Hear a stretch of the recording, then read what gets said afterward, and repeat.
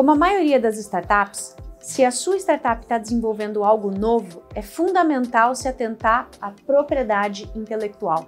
Esse é o grande valor do seu negócio, junto, claro, com a inteligência e o desenvolvimento dos sócios fundadores. Eu sou a Gabi Palhares, advogada especialista em empreendedorismo e inovação, e o tema de hoje é propriedade intelectual.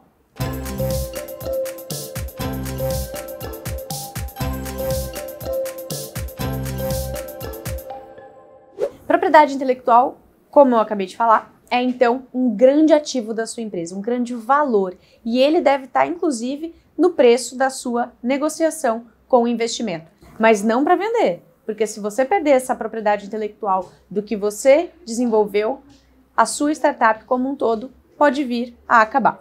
O que é a tal da propriedade intelectual? É a proteção jurídica de um desenvolvimento de algo novo, intelectual, de um ser humano.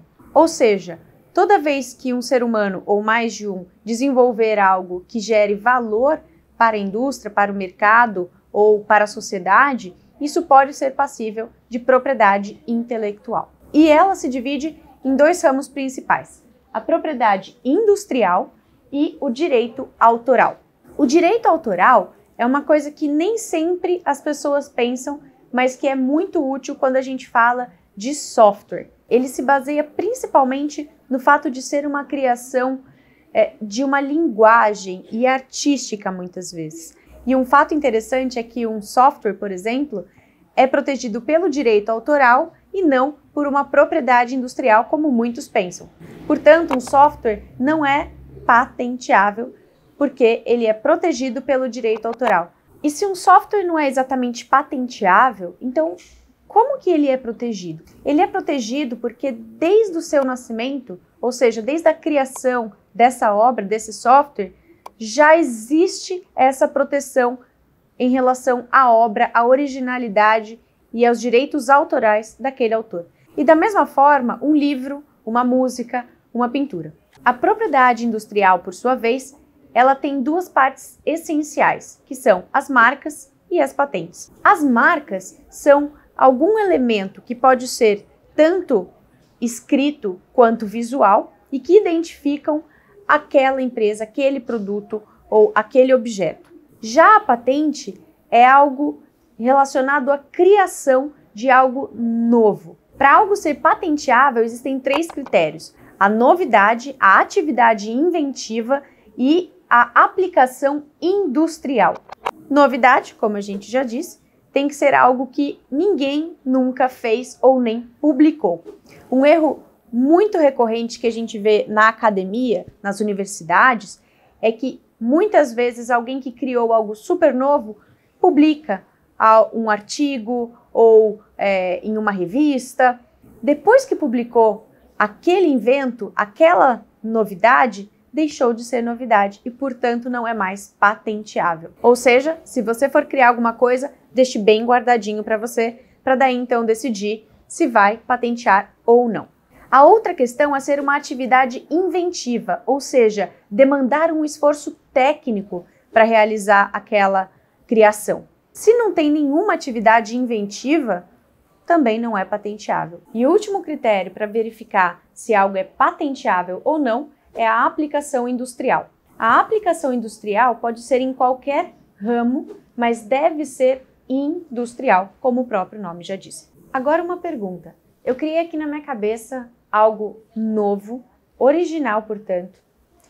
Tive uma atividade inventiva, tive um esforço intelectual para criar e sei exatamente o ramo da indústria em que isso poderia ser aplicado. Eu posso patentear essa ideia? A resposta é não. Por quê? Porque uma ideia é muito abstrato. Para você de fato patentear essa questão, isso precisa ser concretizado de alguma maneira, ainda que num pequeno protótipo de produto, por exemplo, e esse protótipo precisa também ser descrito para verificar que realmente aquilo lá é passível de existir e de gerar valor para a sociedade. Outra pergunta: se eu criei algo novo, super diferente, disruptivo, que foge de qualquer padrão do mercado, necessariamente eu devo patentear? Depende. Por exemplo, a fórmula da Coca-Cola. a fórmula da Coca-Cola nunca foi divulgada. E o motivo é muito estratégico, porque quando há a patente, significa que por um período você vai ser proprietário daquela atividade inventiva, daquele objeto. Porém, depois que passar aquele prazo, vai cair em domínio público. E aí, todo mundo vai poder utilizar aquela ideia, na verdade, aquela patente, para desenvolver o seu próprio negócio ou o seu próprio produto. Esse é o caso dos medicamentos. Sabe quando a gente vê lá no rótulo genérico? Significa que alguma farmacêutica criou, teve a patente e depois de um tempo essa patente terminou e as outras concorrentes puderam utilizar aquela fórmula para desenvolver o mesmo medicamento. Portanto, não faria sentido a Coca-Cola patentear a fórmula da própria Coca-Cola ou o Guaraná Antártica do próprio Guaraná. Onde eu devo patentear? Aqui no Brasil, no Instituto Nacional de Propriedade Industrial, o INPI. Obviamente, para fazer a descrição desse produto é necessário, via de regra, um engenheiro e um advogado. Essa é a fórmula ideal para o seu produto ser muito bem protegido, já que a descrição tem que ser tanto técnica quanto jurídica.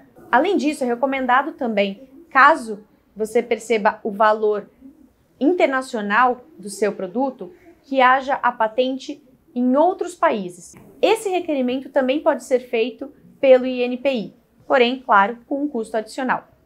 E a marca, onde ela é registrada? Também no INPI. O processo de busca de verificação se uma marca pode ou não ser registrada, é muito mais simples do que a de uma patente. Porém, é fundamental que, além da busca pelo nome e pela identidade visual, haja também a busca pela classificação.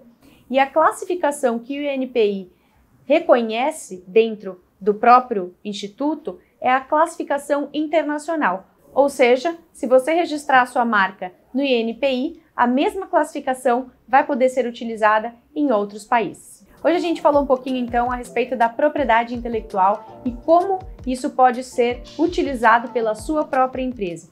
A gente falou da propriedade industrial e do direito autoral e quando cada uma das suas invenções pode ser ou patenteada ou não patenteada. Se você gostou do conteúdo desse vídeo, curta, compartilhe, comente e, principalmente, inscreva-se no canal. Obrigada e te vejo no próximo vídeo.